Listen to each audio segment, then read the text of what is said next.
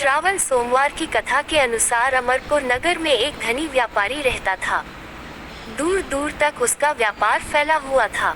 नगर में उस व्यापारी का सभी लोग मान सम्मान करते थे। इतना सब कुछ होने पर भी वह व्यापारी अंतर्मन से बहुत दुखी था, क्योंकि उस व्यापारी का कोई पुत्र नहीं था। दिन रात उसे एक ही चिंता सताती रहती थी। उसकी मृत्यु के बाद उसके इतने बड़े व्यापार और धन संपत्ति को कौन संभालेगा। पुत्र पाने की इच्छा से वह व्यापारी प्रति सोमवार भगवान शिव की व्रत पूजा किया करता था। सायंकाल को व्यापारी शिव मंदिर में जाकर भगवान शिव के सामने घी का दीपक जलाया करता था। उस व्यापारी की भक्ति देखकर एक दिन पार्वती ने भगवान शिव से कहा, हे प्राणनाथ, ये व्यापारी आपका सच्चा भक्त है। कितने दिनों से यह सोमवार का व्रत और पूजा नियमित कर रहा है। भगवान, आप इस व्यापारी की मनोकामना अवश्य पूर्ण करें। भगवान शिव ने मुस्कुराते हुए कहा, हे पार्वती, इस संसार में सबको उसके कर्म के अनुसार फल की प्राप्ति होती है। प्राणी जैसा कर्म करते हैं, उन्हें वैसा ही फल प्राप्त होता है। इसके बावजूद पार्वती जी नहीं मानी। उन्होंने आग्रह करते हुए कहा, नहीं प्राणनाथ, आपको इस व्यापारी की इच्छा पूरी करनी ही पड़ेगी। यह आपका अनन्य भक्त है। प्रति सोमवार आपका विधिवत व्रत रखता है और पूजा अर्चना के बाद आपको भोग लगाकर एक समय भोजन ग्रहण करता है। आपको इसे पुत्र प्राप्ति का वरदान देना ही होगा। पार्वती का इतना आग्रह देखकर भगवान शिव ने कहा, तुम्हारे आग्रह पर मैं इस व्यापारी को पुत्र प्राप्ति का वरदान देता हूँ, लेकिन इसका पुत्र 16 वर्ष से अधिक जीवित नहीं रहेगा। उसी रात भगवान शिव ने स्वप्न में उस व्यापारी को दर्शन देकर उसे पुत्र प्राप्ति का वरदान दिया और उसके पुत्र के 16 वर्ष तक जीवित रहने की बात भी बताई।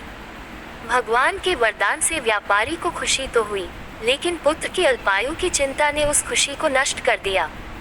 व्यापारी पहले की तरह सोमवार का विधिवत व्रत करता रहा। कुछ महीने पश्चात उसके घर अति सुंदर पुत्र उत्पन्न हुआ। पुत्र जन्म से व्यापारी के घर में खुशियां भर गईं। बहुत धूमधाम से पुत्र जन्म का समारोह मनाया गया। व्यापारी को पुत्र जन्म की अधिक खुशी नहीं हुई, क्योंकि उसे पुत्र की अल्पायु के रहस्य का पता था। ये रहस्य घर में किसी को नहीं मालूम था। विद्वान ब्राह्मणों ने उस पुत्र का नाम अमर रखा। जब अमर 12 वर्ष का हुआ तो शिक्षा के लिए उसे वाराणसी भेजने का निश्चय हुआ। व्यापारी ने अमर के मामा दीपचंद को बुलाया और कहा कि अमर को शिक्षा प्राप्त करने के लिए वाराणसी छोड़ आओ। अमर अपने मामा के साथ शिक्षा प्राप्त करने के लिए चल दिया। रास्ते में जहाँ भी अमर और दीपचंद रात्रि विश्राम के लिए ठहरते, वही यज्ञ करते और ब्राह्मणों को भोजन कराते थे। लंबी यात्रा के बाद अमर और दीपचंद एक नगर में पहुँचे। उस नगर के राजा की कन्या के विवाह की खुशी में पूरे नगर को सजाया गया था। निश्चित समय पर बारात आ गई, लेकिन वर का पिता अपने बेटे के एक आंख से काने होने के कारण बहुत चिंतित था। उसे इस बात का भय सता रहा था कि राजा को इस बात का पता चलने पर कहीं वह विवाह से इनकार न कर दे, इससे उसकी बदनामी होगी। वर के पिता ने अमर को देखा तो उसके मस्तिष्क में एक विचार आया। उसने सोचा, क्यों न इस लड़के को दूल्हा बनाकर राजकुमारी से विवाह करा दूं। विवाह के बाद इसको धन देकर विदा कर दूंगा और राजकुमारी को अपने नगर में ले जाऊंगा।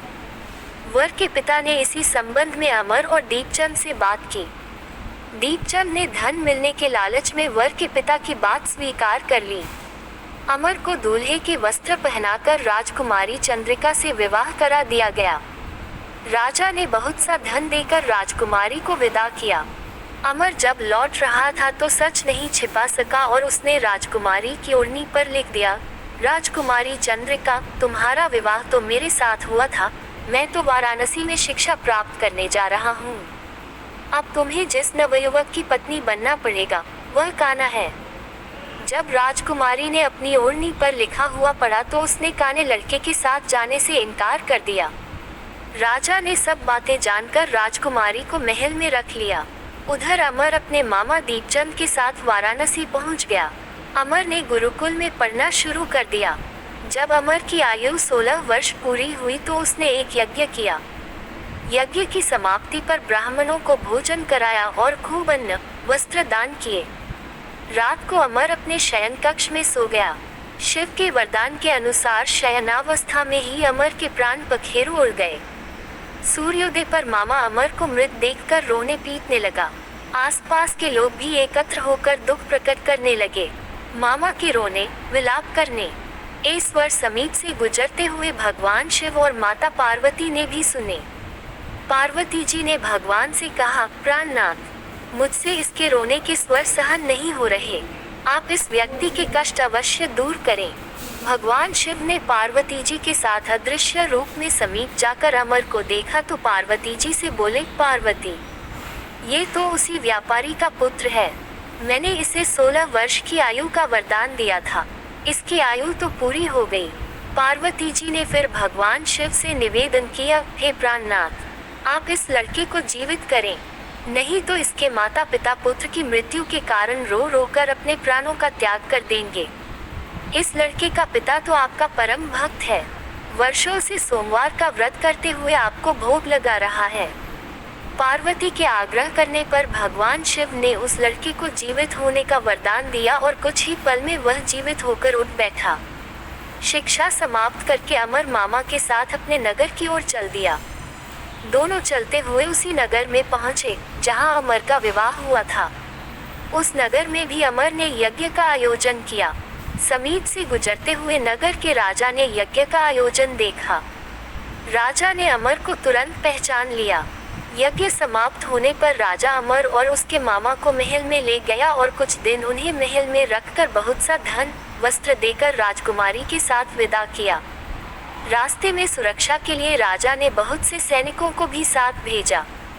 दीपचंद ने नगर में पहुंचते ही एक दूत को घर भेजकर अपने आगमन की सूचना भेजी। अपने बेटे अमर के जीवित वापस लौटने की सूचना से व्यापारी बहुत प्रसन्न हुआ। व्यापारी ने अपनी पत्नी के साथ स्वयं को एक कमरे में बंद कर रखा था। भूखे प्यासे रहकर व्यापारी और उसकी पत्नी बेटे की प्रतीक्षा कर रहे थे। उन्होंने प्रतिज्ञा कर रखी थी कि यदि उन्हें अपने बेटे की मृत्यु का समाचार मिला तो दोनों अपने प्राण त्याग देंगे। व्यापारी अपनी पत्नी और मित्रों के साथ नगर के द्वार पर पहुंचा। अपने बेटे के विवाह का समाचार सुनकर पुत्रवधू राजकुमारी चंद्रिका को देखकर उसकी खुशी का ठिकाना न रहा। उसी रात भगवान शिव ने व्यापारी के स्वप्न में आकर कहा, हे श्रेष्ठी, मैंने तेरे सोमवार के व्रत करने और व्रत कथा सुनने से प्रसन्न होकर तेरे पुत्र को लंबी आयु प्रदान की है। व्यापारी बहुत प्रसन्न हुआ। सोमवार का व्रत करने से व्यापारी के घर में खुशियां लौट आईं। शास्त्रों में लिखा है कि जो स्त्री पुरुष सोमवार का विधिवत व्रत करते और व्रत कथा सुनते हैं उनकी सभी इच्छाएं पूरी होती हैं।